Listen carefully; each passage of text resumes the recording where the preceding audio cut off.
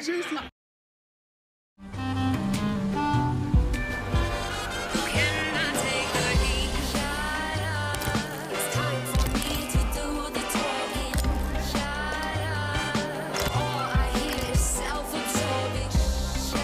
Welcome to Ross's 40th bash. What's up, YouTube? I'm Fitz, and I'm ready to talk. So let's get into this Real Housewife of Atlanta. First of all, can I get a round of applause for actually coming back and actually keeping to my word? I know, y'all, it's been a crazy ride. I've literally said I'm gonna come back and don't come back, but this time I'm gonna try to stick to this show because I love Real Housewife of Atlanta. It's great. Been watching it since season 1, so come on, let's go and get into it. So season 15, episode 1. The title of the show is Who's Gonna Check My New Boo? Y'all remember, who's gonna check my boo? Sheree. Who gonna check my boo? Or no, who gonna check me, boo? That's what it was. Who gonna check me, boo? So, all right, y'all. So let's go and get into it. So first, they opened up with a foreshadowing of Ross's birthday. It was Harlem theme. Of course, Sonya went ahead and planned it for him. It looked great. Everybody looked good. You saw the girls. You saw Marlo. You saw Candy. You saw Sheree. You saw Mayetta. You saw, you didn't see Courtney, which is, we're going to talk about that lady very soon. I hope I didn't miss anybody.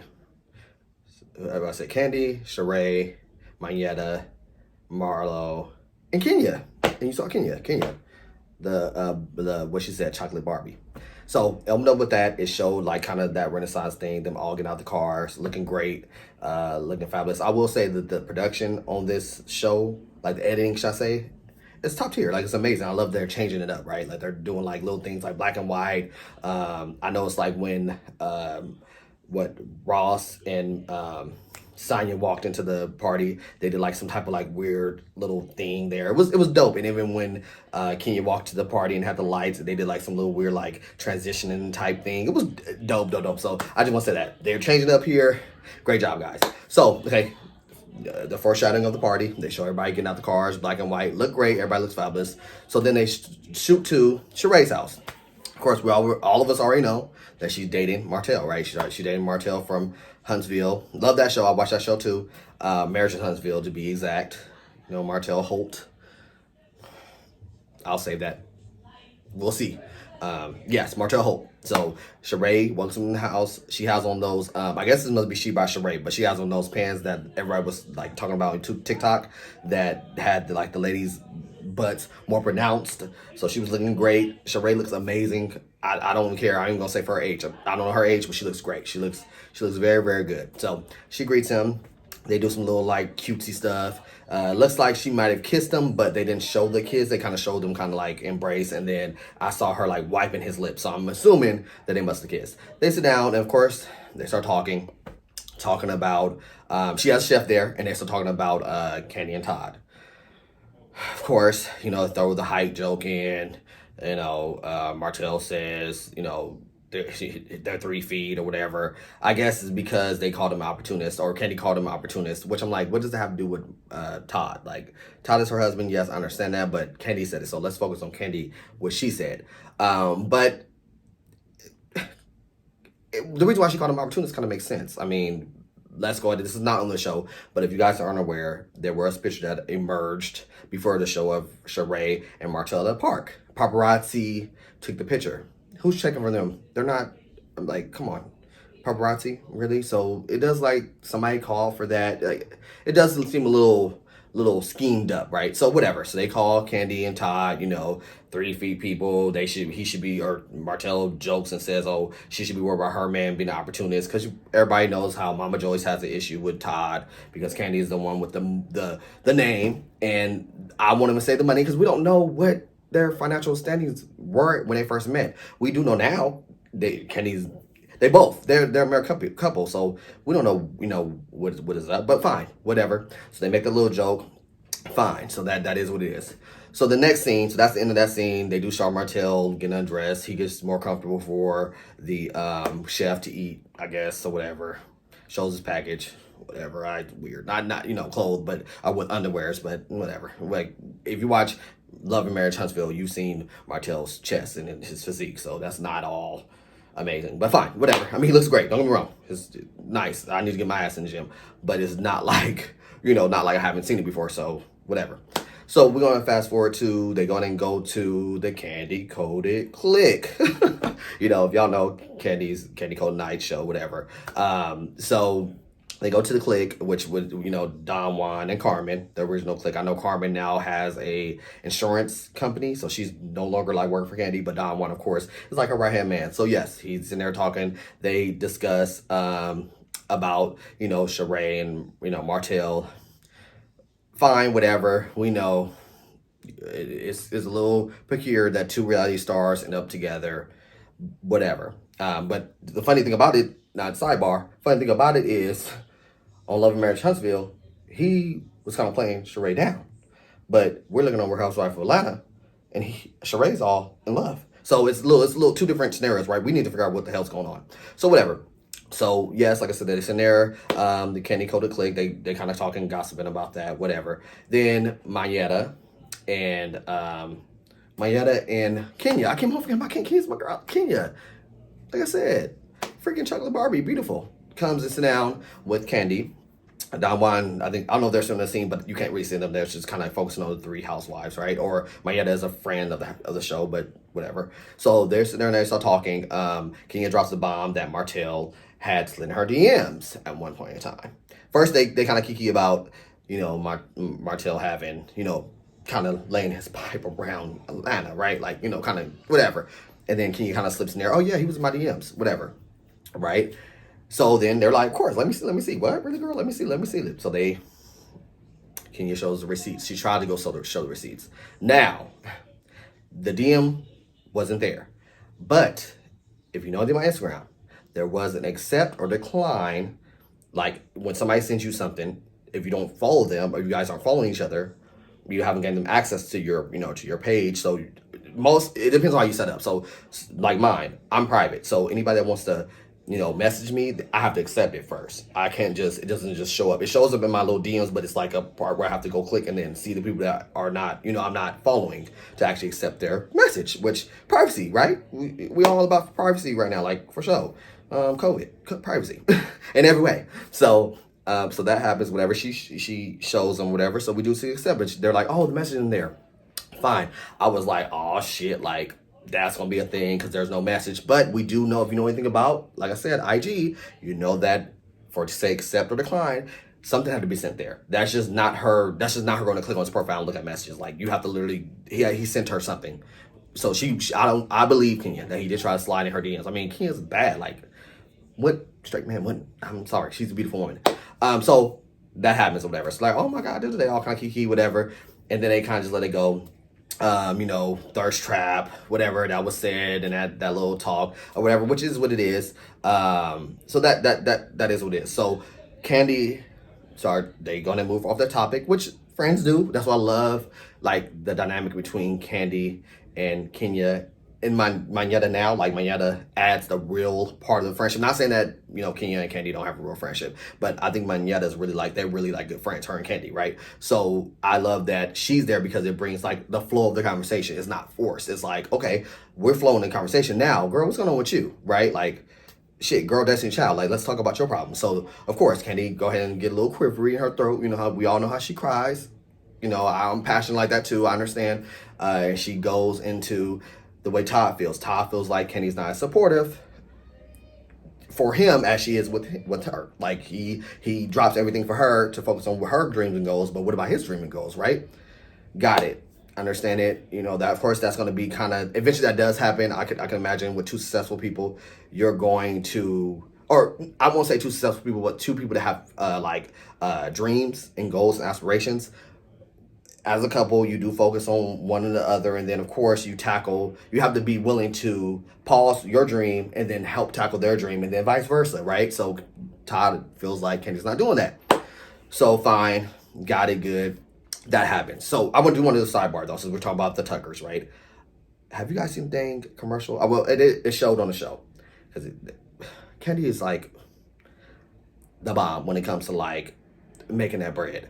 So she turned the whole situation from last season about, how her and Marlo was funking, and then she saw Marlo in the airport with KFC, right? in Jamaica. When they went to Jamaica on their trip, she saw her and she wasn't really fucking with Marlo, but the KFC stopped her in her tracks and she felt like she had to talk to Marlo. Got it good. Remember that? She said, smells so good, whatever, boom, boom, boom. So she turned that into a fucking commercial. So her and Ace is in a commercial together. It's so cute. I will show a little clip here at some point. So cute. I was like, you better get that bread. I love that. That's one thing like about Candy that you cannot hate on. She's a fucking businesswoman. You know, fucking businesswoman. Like I love how she does her thing. You know, she's working her EGOT. I'm sorry. I am Team Candy. Y'all may feel that. Y'all feel stuck away, whatever. But I love how she not only putting herself on, but she put her team on. Like it's like she actually tries to push her people around her. Like I love that. That's what it's about. It's not just about your wealth. You should be trying to spread the wealth, right? Like love that. The Candy Code Click. Boom. Got that. You know, like the OLG, the old lady gang. That's her aunt and her mother's thing. Like that's putting the money in their pocket. You know, she has her cousins work. Like it's a thing. Like I love that. I just love how she's loyal as fuck. Don Juan has been with her forever, so she keeps him by her side. Like love that. Like people don't do that. You don't hear about people doing that they make it to another, level from when she first started Housewives to where she was singing, if I'm out in the club, don't think I'm not still and fly above because she wasn't fucking with the Escape. And now she's a whole mogul out here. Like I love that. That's fucking amazing. So anyway, I just had to say that little part. But yeah, so the commercial was amazing. KFC commercial was amazing. Very cute. Very I just love it. I love how they turned that whole situation into a bag. Love it. Do your thing. So they back to the show. They kiki about, like I said, about Martell being in Kenya's thing, DMs, whatever. And that's kind of where it stops. So then it goes over to Sanya's house. Of course, Sanya is complaining about the same thing she's been complaining about since last season. Having so many people in her house. We don't give a fuck.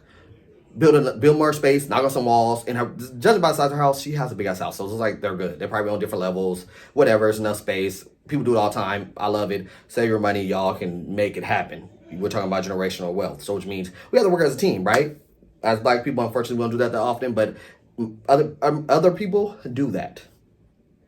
Catch that. So I love that. I love that it's her mom, her sister, and their kids. Her father, her husband, her kid, and then her sister's husband. So it's 9 people in total there. Love it. They're working as a team. They of course having their little back and forth, whatever. I mean, living with people, you're gonna have your little complaints about things. I think she talked about her brother-in-law being a real estate agent, but he's not having that much luck in Atlanta because it's so saturated, which makes sense. He's having a little more, harder time finding clients. So she made him her something. I don't know, like her assistant. I believe that's what she said. So great, love it, good. She's trying to plan the party, great. Sidebar. I just want to talk about her little sidebar in her fashion. She did, and this was further on the show, but she did admit to that the budget was originally $40,000, but it has ballooned to $100,000, and the party looked amazing. So good for you, Sanya, because it's better than that last season bullshit you threw. So good. I love it. Great. So that is what it is. That's what happens. Love it. She kind of just talks about her family and dynamics and how how difficult it can be. We got that. Great. Sorry, y'all. I'm gonna have to go back to the conversation with Candy, Minyata, and Kenya. So after she talks about Todd and talks about the struggles, Kenya does give her some good advice. Kenya does say, hey, you gotta find some time for your husband. Great advice. She says sisterly advice. Great. So her and Kenya must have a great friendship outside the show. So that's good. I love that. I just want to say that, put that in there because it does show Kenya is evolving. It shows Kenya in another light. She has been working on that anyway. Like she's always been like the villain, but Kenya has been working on that. So I love that. I love that she's showing, she can be a true friend. Like don't play with her. Don't play with her. I love that. So let's go ahead and go. We're gonna go ahead and jump over to the newest housewife for the second season, Marlo.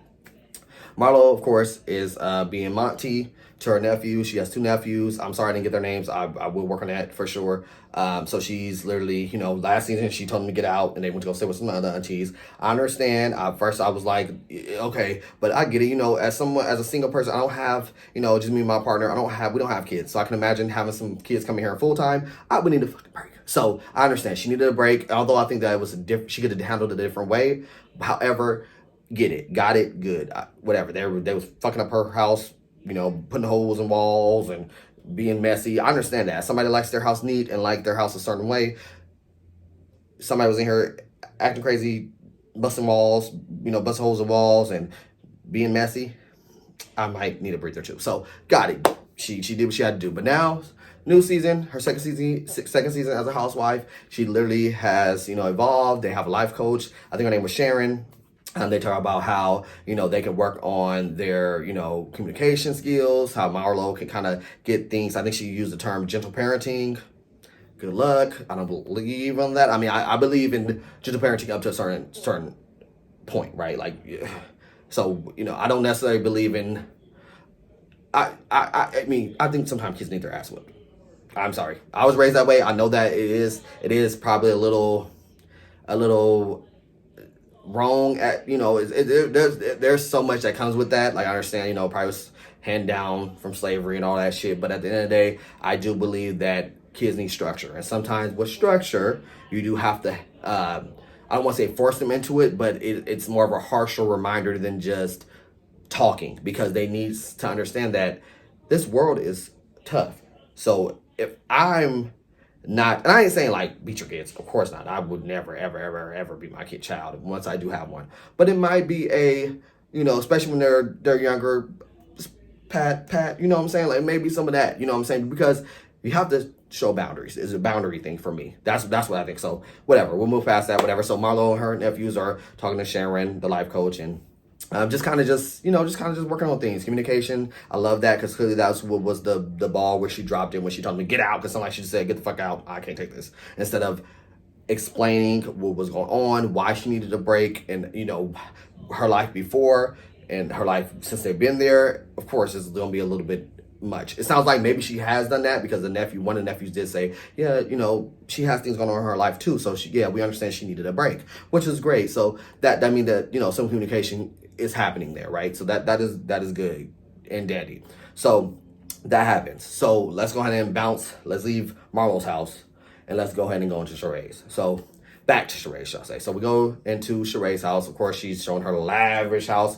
Chateau Sheree is bad. I ain't gonna lie. Beautiful, beautiful house. She did that, even though it took her 20 years, but it is amazing. It is amazing. I love it. Love it, love it, love it. So we see her and Sonya working out. They're working out. Sonya's the Olympic gold medalist, and Sheree just has the bad body, like the body that's just crazy sculpted. She does her thing. So they're working out together. And this when we meet the newest. I don't think she's a housewife. I think she's a friend of a housewife. I don't know. Correct me in the comments below if I'm incorrect. So we meet her. Her name is Courtney. I have a Courtney in my life whom I love. So Courtney, well, I'm gonna refer to her as Courtney, because I want to slip up and say Courtney or Court. Like Courtney is her name. So Courtney. So Courtney is I know she said she has a jewelry line, I believe, or jewelry brand, and then she said that she does something else. I can't remember. Something else. She does something else. So that's her whatever. So she does that whatever. So she starts talking. The first thing she's talking about is, of course, Candy comes up. Now, from last season, remember that Candy and Sheree had a little run-in, right? Sheree was talking about that bullshit about Candy along with Marlo. So it was a whole situation. So of course, Sheree's gonna eat that up. So of course, Courtney, and the situation she wanted to have beef with Candy was so small. Like Candy supposedly said that she knew the girl. Candy knew Courtney. Fine. Is that enough to have a problem that somebody said they know you if they don't know you? Maybe it was a mistake of identity. Like, it does happen. You think you might know somebody, or you think somebody looks like somebody, you have the wrong name. Like, Candy is worldwide. So she know a lot of people, right? So maybe that's just what happened. Maybe it was a mistake of identity. It's not enough to have a problem with somebody, right? Because they said they know you. Like, girl, we don't know you. Like, Candy's on the show, has been on the show for, this is her 14th season? Yeah, this is her 14th season. So, come on, it's whatever. So, you just want to have a problem with the big dog, right? Like, and it's fine, whatever. Have a problem with her, do it. So, they talk about that, talk about, she had a problem with, supposedly Candy said she know word to somebody else, and she was like, Candy don't know me, da-da-da. So, fine. That happens. They talk about all that. And then also, of course, Martell gets brought up by Sheree that she's dating him and all this shit, and that just is what it is. So let's go ahead and jump into, it shows some quick little snippets of the women getting their outfits together. I believe Dave Chappelle, or what's his name too? Not Dave Chappelle. Forgive me, y'all. He made Candy's wedding dress, right? Her spinoff. So we know, I know it's Chappelle. I know it's Chappelle something. But he was there with Marlo working on her little dress. I said Dave Chappelle. Forgive me. But was working on her little dress with her and, whatever, and get her together. And so, they show that she does bring up the spoofs that Candy do, on YouTube, which are hilarious. It's not just about the housewife. She does them about many people. She does like a Saturday Night Live thing. So funny, haha, whatever. But I feel like Marlo, whatever. She don't want to smoke. So she's just being funny. I think she's just kind of bringing her up, and good that Chappelle didn't react to it, because I'm like, bro, you did her wedding dress. So I hope that y'all relationship don't fuck it up. Don't fuck up your bag, because I'm sure you'll get a bigger bag from Candy D with Marlo. But we're gonna go ahead and go past that. So they just show all the women getting together, getting ready, cute little scenes. Everybody getting their stuff together for the big day, which would be Ross's 40th birthday. So that happens. Then we'll go ahead and go back into Candy's home. So Candy and Todd is sitting there working on his script. Remember, her storyline right now is that Todd does not feel supported, which I'm like, Candy, I get it. If it's real life, fine, but I just don't want that, because the scenario is that Todd has movies that he has written and he would like for Candy to produce. If you don't know what production is, production means put your bag behind it. Although they're units, so I'm sure if she's producing, I don't know how their finances work. Of course, I don't know these people, but my mindset is that it's their money. It's not just Candy's money. Yeah, she has made a lot on her own, but it's their money. They're a unit right now, right? Now, if they weren't together, then that'd be separate, but they're married, so that's a unit. So of course, her storyline right now is that Todd is upset with her because remember she cried about it on the scene with Kenya and Mayetta about Todd not feeling neglected pretty much when it comes to his dreams and aspirations. She's not willing to drop hers, to focus on his, and which, okay, Andy, we do have to find a fairness there. There has to be a balance. You can't just expect somebody, because he has goals too. You met him as I don't know if he was production. I would assume he's a producer on, or something like that. He was something they met on Real Housewives of Atlanta back then, because that's what he was doing. He was doing production or something like that. So they met, and that's how the romance started. So he has dream aspirations. He's not just some businessman that just sits behind the desk. He actually has dreams that he want to push, right? Like, it's beyond just pushing paperwork. He wants to kind of get y'all in the same lanes when it comes to creativity, right? So you gotta make sure you be fair in that, right? So that's what it is. So of course they kind of Todd is in there. Candy is like, oh, I need help with dinner, getting the kids together.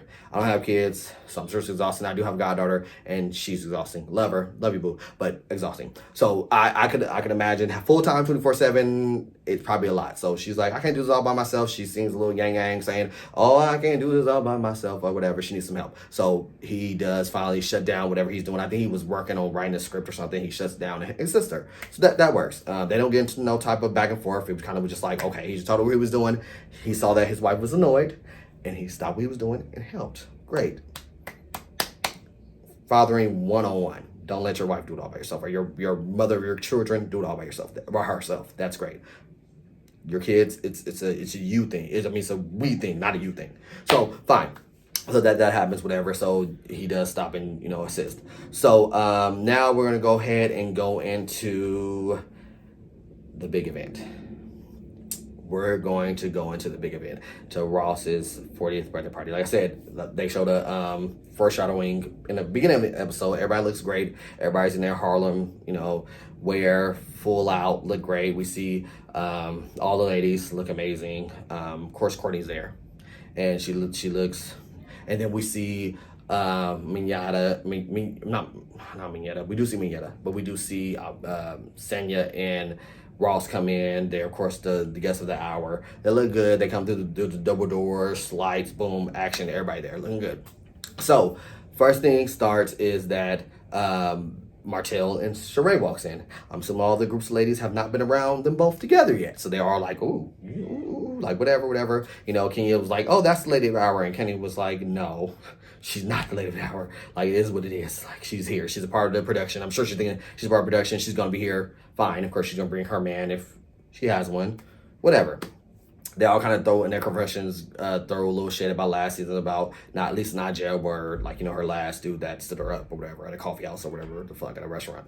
So, walks in, whatever. They all say they highs and kinds and oh, you look so cute, whatever the fuck, whatever. So they do that, and instantly they pull, which I felt like was a little not the right time and space, but I do realize they're shooting a television show, so you have to kind of get the storyline pushed along. So Kenya and Mignetta pull Sheree aside, and they go in the corner and have a discussion about the DM situation, about Martell being in her DM. Mind you, Martell's there, but Martell, I guess, go get a drink or something, and they're talking to her. Now I'm just like, girl, you ain't got the proof. Like, you don't have the proof. I'm happy that she brought it up. I just feel like that scenario probably wasn't the best, because he's there and it can turn to, well, where's the proof? There's no proof. Like, where's the proof? Now you already accept, so that goes away. So there's nothing there. You could just have an open DM, which is like there was no communication there, right? So it was kind of, to me, wrong place, wrong time. I think she should have just called Sheree separately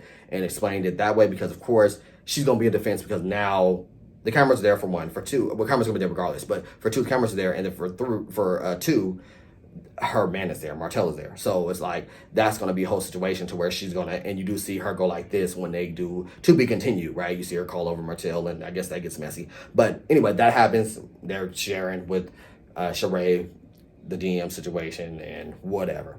I think Mignetta even asked Sheree, were your guys exclusive? Because of the whole, I don't know if I mentioned it before, but Candy and Mignetta has some type of insight that Martell is actually dating other women in Atlanta. So whatever. So that kind of happens, and Sheree's like, I think she said there's no titles or something like that. But whatever, girl. Like, whatever. It's a mess.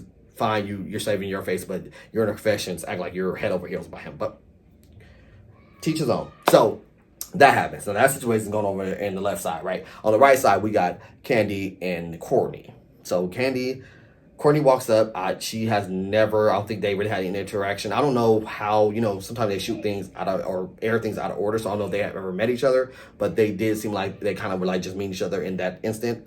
So Candy and Courtney are sitting there talking, and Courtney is just giving her the energy of, yeah, you said you know me, and da da da da, like just giving her like bucking. And I understand as a person that don't take too well with somebody going like all this, it makes you want to be like it makes you just want to reach out and touch them, because why are you doing that much bucking? Like, we can have a conversation and stay calm. You know what I'm saying? I am all with, you show me respect, I'll show you respect. We have a heated debate, we can get heated, but it doesn't have to cross a certain line. Don't buck at me, don't put your hands on my face, don't touch me.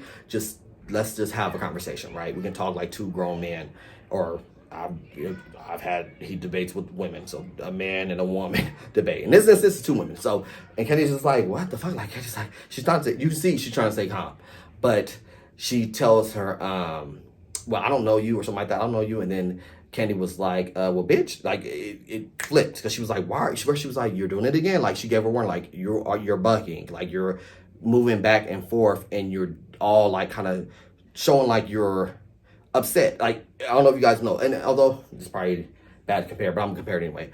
In the jungle, right? Certain animals will show certain aggression by doing certain movements, right? Making certain sounds to show like, bitch, I will fuck you up. So we are human. Although we're human, we're still not too far from the animal kingdom, right? So sometimes that's a display of, I'm gonna fuck you up. So Kenny's not a person that wants that type of, nobody wants that type of energy. Like, don't show me that type of energy. We can have this conversation and you can just stay calm, cool, collective, because there's nothing that's deep about me saying that you thought I said I know you to somebody else, and you're mad because I said I know you, when you're on the show that I've been on for 12 seasons. Like, that doesn't, or excuse me, 14 seasons. That doesn't make sense. But whatever, she's like, and she's trying to check Candy, like, you don't know me. And Candy's like, I never said I know you. She's like, I don't know. I know you. I saw you in a picture that was somebody that I know, whatever. She's trying to explain, like, I never said that. I never said I know you. So that's all going on. So literally, Sonya comes over there, which I hate. I feel so bad that things like this happen at events like birthday parties, because she starts to celebrate her damn husband. These two heifers arguing. Nobody got time for that. Well, shit, two over there arguing and two over here arguing. Nobody got time for that. But she comes to try to diffuse the situation between Courtney and Candy, and you see Todd kind of make his way around. He know his woman, baby, because he started making his way around like, my partner know me. You better get me, because if it goes left, it's going to go left. So he go ahead and walk his way on over, And you see his little sharp little tux, whatever. Everybody look great. Everybody looked great. Sharp tux. He's walking over. I think he had white tux, walking over, you know, her suit, walked over, and Candy is like, I would headbutt that bitch. like I would headbutt, and literally, like, I was like, ooh, shit, she mad. Like she's like literally, you know, heated, done blacked out, and that's where the story ends. That's where the story fucking ends. It looks like it's gonna get more intense. Next episode, episode 2, looks like it's gonna go off the hook. I thought I seen Martell snatched Ken's phone or something. It looks like it's gonna go left, which sucks because, like I said, this is at somebody's birthday celebration. Like, y'all come on, have class. Y'all like, Jesus Christ. I would have been so upset. I would say, oh, y'all bitches get the fuck out of my birthday party and go, because y'all not finna sit here and ruin my night. But that's where it ends, guys. Please make sure you like, comment, and subscribe. I would definitely appreciate it. And you can also share this video too if you enjoyed it. I'm planning on continuing to review this. Y'all give me grace.